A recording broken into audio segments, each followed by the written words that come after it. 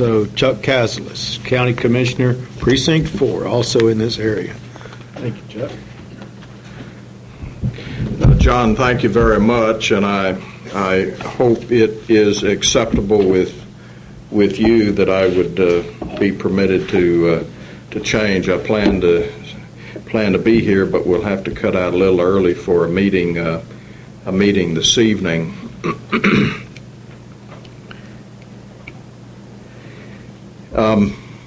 Just a couple of points. I'm sort of like Mike, previous speaker, in that my undergraduate work is also in the sciences, in biology and ecology, and my advanced degrees are in another field, and that's organizational psychology. And I don't think that is as important as my background in work as a Boy Scout. And I have served the Boy Scouts for years as a scout,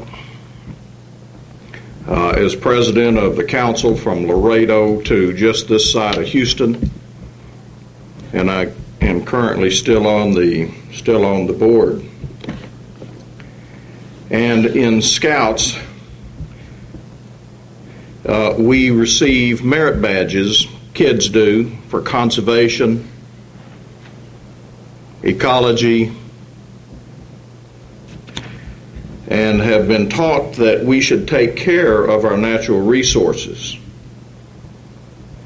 And frankly, I am disturbed that conservatives, I'm a conservative, I consider myself a conservative, have allowed that topic to be confiscated or driven out of being a conservative by special interests. And having grown up here in Corpus and in South Texas, I used to sleep on the beach, and so I'm very familiar with the beach, and it goes back longer than I want to say, but it goes back to the 40s, late 40s as a kid, early 50s. I'm very, very appreciative that the people in this part of Nueces County have elected me.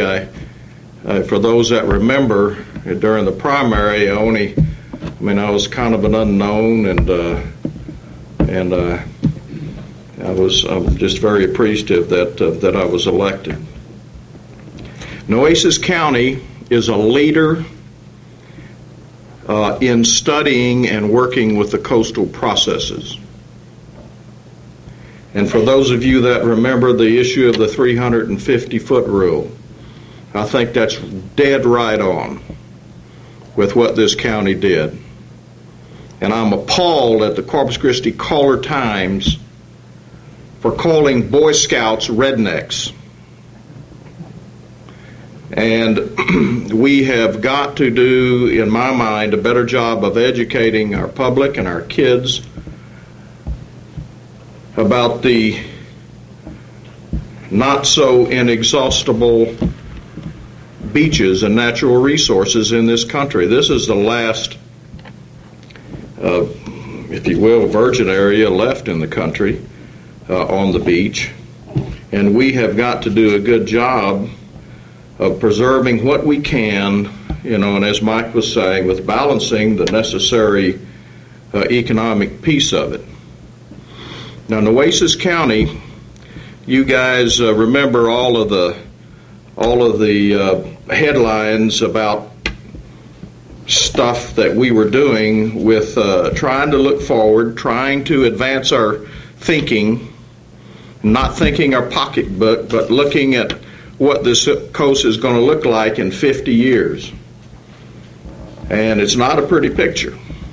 And we didn't do it simply because it was an emotional thing to do, we worked with some of our scientists at the Blucher Institute and others to have a look at that picture. And though not reported in the Caller Times, you should know that this county received an award, and I think my name was on it, but it's not me. It's about the philosophy and the process, an award from the GLO for taking care of our natural resources, and an award called the Walter P. Jones Award, which is given by the Department of Commerce, NOAA, and that was given in Washington, D.C. You didn't read a dadgum thing about that in the local newspaper. One thing I'm really pleased about is that Walter P. Jones, Jr. is out of North Carolina. It was his father who was a legislator in Washington that his name was named after, and his son, Walter P. Jones, Jr., he's a Republican, for crying out loud. There's nothing to be ashamed about in taking care of our natural resources. I'm glad the Sargassum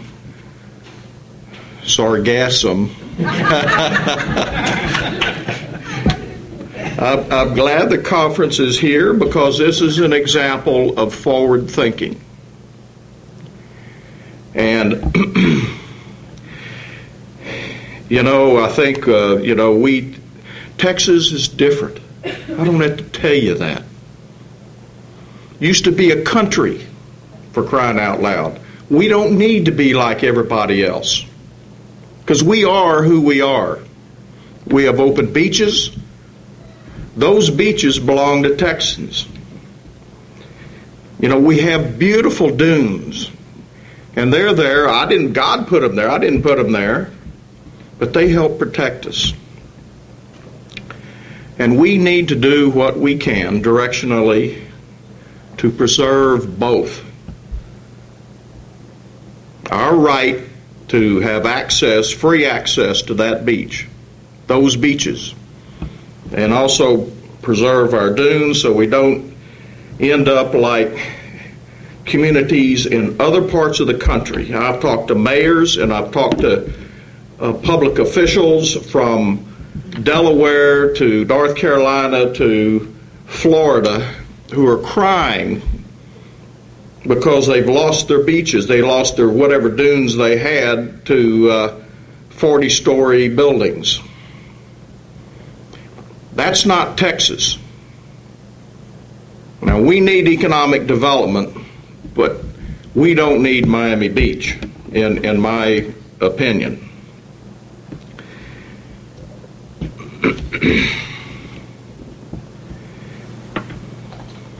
And I think I'm going to conclude. All I said was I was going to have a directional tone here. I think we're at the tipping point for our beaches in Texas. And where's Rob Conn? Is he still here, Rob? I had a conversation with Rob and Dr. Watson a little earlier, and some others, and I forgot what the topic was, but I remember I asked Rod, well, Rod, why don't you just have the GLO issue an edict so we all do it? And his comment was, well, we're studying it and we want to do the right thing. Well, that's the right answer. I mean, we are the ones in our own communities that should decide. This is Texas, the power. We have an inverted triangle. And it is the people that make these decisions and not Austin. And that's the purpose of the dunes protection piece that we are responsible for. It's the people in the counties that make those decisions. Now, one of the issues is it's a very complex set of regulations, and the whole topic of of beach maintenance and preservation and sargassum is very complex, and I think the kids get it in school these days, but I'm not sure that group in between there, many of them get it. And I know that it is, controversial, but I would, I'm glad you're here. I'm glad we're talking about it. But I would ask the question, at some point, is how can seaweed be an economic driver? We're different. They don't have seaweed in other parts of the country as much as we do here. And so, I would simply ask that question.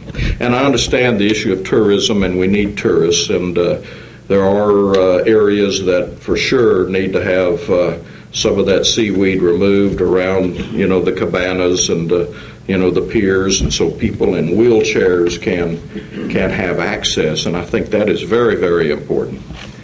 And so with that, the issue of beach maintenance, I know that's what was on the agenda at 4 o'clock for me to talk about. That's going to be discussed tomorrow by Blake Pettis, who is the operations manager for the Parks Department on beach maintenance. And so with that, I very, very much appreciate this conference. And thank you very much. Anybody have any questions for Chuck? I'm not going to be the only one again. I guess so, Robert. You get one. All right, 2 real quick things. For one, just to preface, having just moved from Miami, relocated here military 4 years ago. You're perfect. One thing about the Miami and Florida beaches, they sure darn do help with the property tax. I can tell you that. That's been our trend down there. Great. But now my question is, sir, so if you were on city council, would you vote? I'm not on city council. I'm a county commissioner. Well, then, just in your opinion, sir, Okay. would you vote to let for the people to vote on things? Would you vote to let the people vote to decide on this seawall driving issue that's going to be real controversial? In the states, Texas used to be a republic, and we've all been trained in Texas that we elect people like, we have a guy named Todd Hunter who is running for the legislature. Elected officials are placed in office to study issues and make those decisions. And we are a republic and not a pure democracy. So my answer might be different than a city councilman's. And I say that if I make the right decision, great, vote for me. If you don't like it, please vote for somebody else. But that's Texas. This is not Florida.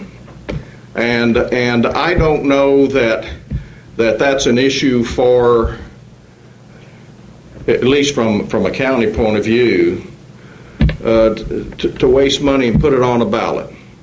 I will study the issue and make a decision and fight for what that decision is, personally. So that's my answer.